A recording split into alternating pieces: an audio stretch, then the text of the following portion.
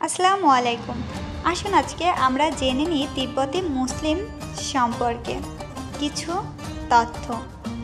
আমি প্রতিবেদনে শানমিন ঝর্ণা মিন আপনাদের কাছে তুলে ধরছি তিব্বতি মুসলিম সম্পর্কে কিছু তথ্য। তিব্বতি মুসলিম কাছি নামেও পরিচিত। তিব্বতি উলাইলি কাছেও বলা হয়। তিব্বতের একটি সংখ্যালঘু জাতি। মুসলিম হওয়া সত্ত্বেও চীন সরকারের দ্বারা তারা তিব্বতি হিসাবে জাহুই মুসলিমদের অদৃশ্য, তারা আলাদাভাবে স্বীকৃত। আক্ষরিক অর্থে তিব্বতীয় শব্দ কাছি দ্বারা বোঝায়। কাশ্মীরি এবং কাশ্মীরির কাছি ইউইল নামে পরিচিত ছিল। ইউইল মানে দেশ বোঝায়। সাধারণ অর্থে তিব্বতি মুসলিমরা এই বংশে স্বতন্ত্র যে তারা পিতৃ পরিচয়ের দিক দিয়ে বৃহৎভাবে কাশ্মীরি বংশোদ্ভূত এবং মাতৃ পরিচয়ের দিক দিয়ে তারা দেশীয় তিব্বতি সম্প্রদায়ের, যদিও এর বিপরীতটাও অপরিচিত নয়। এই ভেবে তাদেরকে ইন্দো ইরানীয় এবং আদি দেশীয় তিব্বতি মুখাবয়ব প্রকৃতির মিশ্রণে দেখা যায়। ইতিহাস সময়ের পরিবর্তনে তিব্বতে প্রথম মুসলিম আগমনের কথা হারিয়ে গেছে, যদিও আরবি ইতিহাস গ্রন্থসমূহে তিব্বতের নামের ধরন খুঁজে পাওয়া যাবে। উমাইয়া খলিফা উমর ইবনে আবদুল আজিজের শাসনামলে তিব্বত এবং চীন থেকে একটি প্রতিনিধি দল তাকে এই দেশে ইসলাম ধর্ম প্রচারক পাঠানোর জন্য অনুরোধ জানায়। এর ফলে সালেহ বিন আবদুল্লাহ হানাফিকে প্রেরণ করা হয়। অষ্টম এবং নবম শতাব্দীর মধ্যকার সময়ে বাগদাদের আব্বাসীয় শাসকরা তিব্বতের সাথে সম্পর্ক রেখে গেছেন।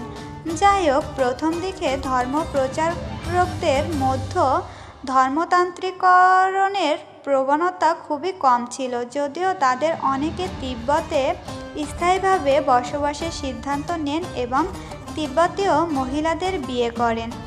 710 থেকে 720 সালে মেঘ আগন্তজমের শাসনামলে আরবরা, যাদের বেশিরভাগ এখন চীনে দেখা যায়, তিব্বতে আসতে থাকে এবং চীনাদের বিরুদ্ধে তাদের সাথে পূর্বাঞ্চলীয় তুর্কদের সহায়তা পায়।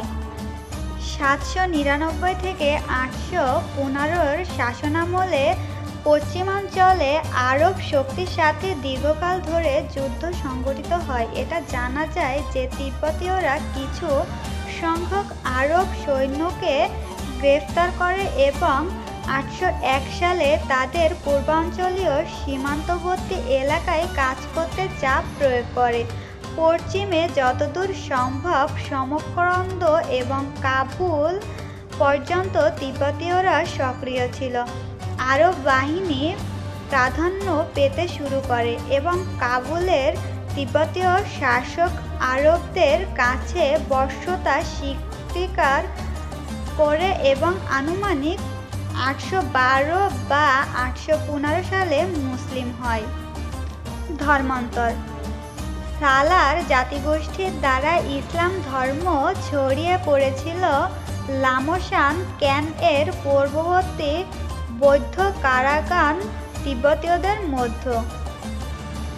কিংহাইয়ের কিছু তিব্বতীয় যারা ধর্মান্তরিত হয়ে ইসলাম ধর্ম গ্রহণ করেছিল, তাদেরকে বর্তমানে হুই জাতিগোষ্ঠী হিসাবে মনে করে। বালিপ্ত জাতিগোষ্ঠী। পাকিস্তানের বালিপ্ত স্থান অঞ্চলের এবং কার্গিনের বালি জাতিগোষ্ঠীরা হচ্ছে তিব্বতীয় বৌদ্ধদের বংশধর, যাদের বেশিরভাগ শিয়া ইসলাম কিছু সুন্নি সংখ্যালঘুতে ধর্মান্তরিত হয়। তাদের বালিপ্ত ভাষা খুবই প্রাচীন এবং রক্ষণশীল এবং তিব্বতীয় ভাষার অন্যান্য ভাষার তুলনায় অধিক কাছের প্রাচীন তিব্বতীয় ভাষা। তিব্বতীয় মালভূমি একটি বিশাল উচ্চভূমি। মালভূমিটি বেশিরভাগ তিব্বত স্বায়ত্তশাসিত অঞ্চলের এবং চীনের কিংহাইয়ের পাশাপাশি ভারতের লাখাত, জম্মু ও কাশ্মীর এবং লাহোল ও স্পিতি হিমাচল প্রদেশ এলাকা দিয়ে গঠিত। এটি উত্তর থেকে দক্ষিণে প্রায় 1000 কিলোমিটার 620 মাইল এবং পূর্ব থেকে পশ্চিমে 2500 কিলোমিটার 1600 মাইল প্রসারিত। মালভূমিটির গড় উচ্চতা 4500 মিটারের 14,800 ফুট অধিক।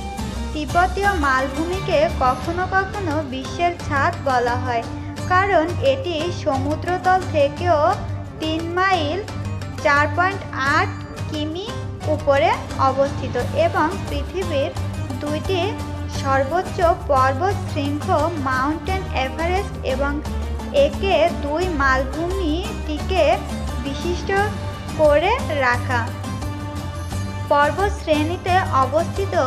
এটি